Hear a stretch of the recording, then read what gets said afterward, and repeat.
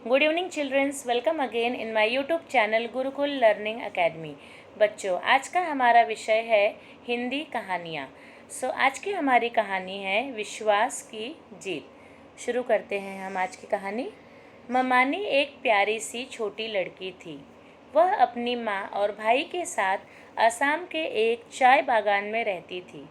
उसकी माँ चाय की पत्ती तोड़ने का काम करती थी। ममानी का भाई मोइना 10 वर्ष का था और परिवार में अकेला पुरुष था। जब वे दोनों बहुत छोटे थे तब ही उनके पिता का देहांत हो गया था। 7 वर्ष की ममानी और मोइना दोनों बागान के स्कूल में पढ़ते थे। ममानी की पढ़ाई जल्दी समाप्त हो जाती थी। वह माँ की मदद के लिए घर चली आती थी। जब कभी उसकी माँ काम पर होती तब ममानी चाय बागान में जा पहुँचती। कभी कभी माँ ममानी को भी पत्ते तोड़ने देती। इससे ममानी को अपने पर बड़ा गर्व होता। वह सोचती उसकी चुनी हुई पत्तियाँ न जाने कहाँ कहाँ जाएंगी। शायद किसी बड़े शहर में किसी महिला के चाय का प्याला बनेंगी, या उसके जैसी छोटी लड़की के घर पहुँचेंगी, या फिर सिंदूर लंदन या न्यूयॉर्क में जाएंगे। ममानी का घर बस्ती से ज़रा दूर एकांत में था। घर के पास एक छोटी सी नदी थी जो कलकल करती बहती रहती थी। ऐसा लगता मानो वह खिलखिलाकर हंस रही हो। कभी कभी दोनों बच्चे नदी के मछली पकड़ते। उस दिन रात का खाना बड़ा मज़ेदार बनता। मोइना ने घर के निकट गन्ने के कुछ पौधे लगाए थे। वह ममानी से कहता, जब गन्ने बड़े हो जाएंगे तो हम उन्हें हाट में बेच देंगे। फिर उस पैसे से बीहू, आसामी नववर्ष के लिए मिठाइयाँ खरीदेंगे। सुबह स्कूल जाने से पहले दोनों बच्चे गन्ने की क्यारी की देखभाल करते। नित्य उसकी निराई गुड़ाई करके उसे सींचते।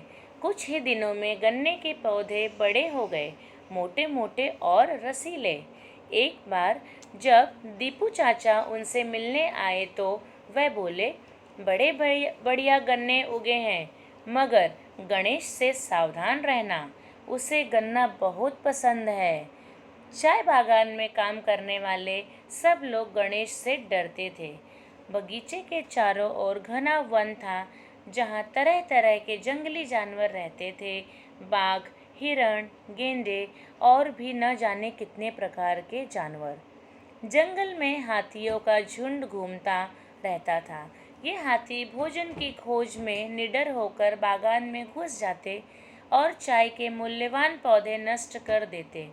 बागान में काम करने वाले मजदूर उन्हें गणेश कहते थे।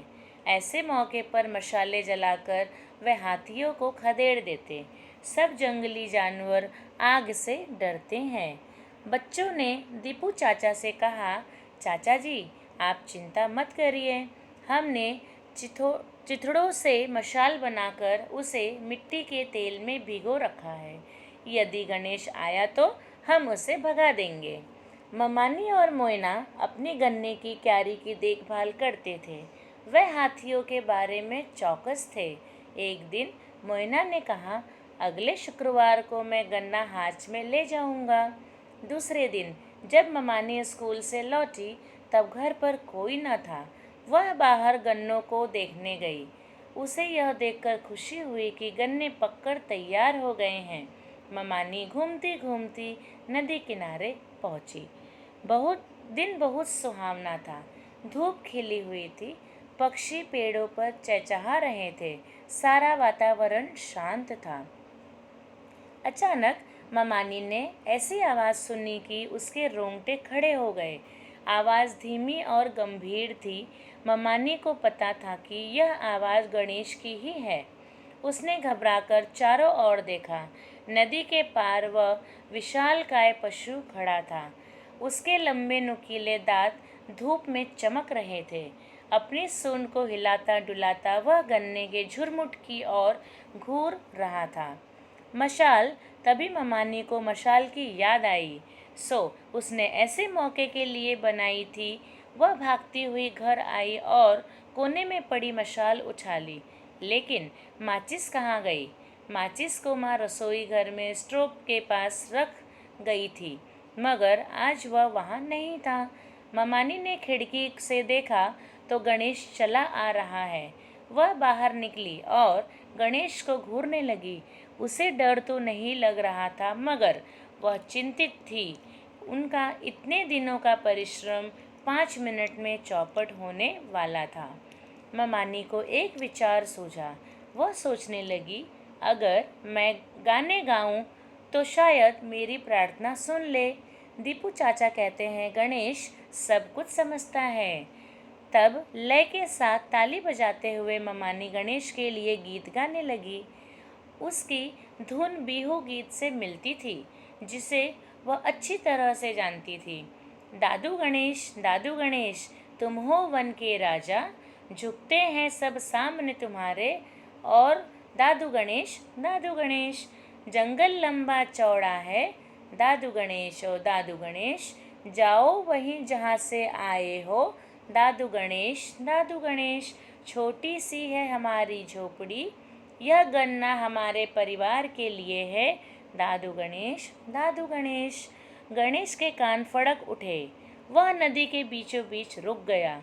उसने अपनी सूंड उठाकर हवा को सूंघा। ममानी गाती रही। वह मुड़ा और धीरे धीरे वापस वन में जाने लगा। जाते जाते 1-2 बार उसने गन्ने को ललचाई नज़रों से देखा, लेकिन ममानी बिना रुके ताली बजा बजा कर गाती रही। आखिरी बार गन्ने की ओर देखकर गणेश जंगल से गायब हो गया। ममानी, माँ जोर से पुकार कर दौड़ती हुई उसके पास आई और ममानी को गले से लगा लिया। माँ ने हाथी को जंगल में वापस जाते देख लिया था। मेरी बहादुर बच्ची, अब मेरे 2 सहारे हो गए, एक बेटा और दूसरी बेटी। तुम दोनों ही बराबर के बहादुर और सच्चे अच्छे बच्चे हो। जब मोइना घर आया तो वह भी बड़ा खुश हुआ। उसे ममानी पर गर्व था। जल्दी ही सारे गांव को इस घटना का पता चल गया। अगले दिन दोनों बच्चों ने गन्ना काटा। ममानी ने एक बड़ा सा गन्ना लिया और जहाँ से जंगल शुरू होता है वहाँ रख आई। यह गणेश के लिए है, उसने कहा।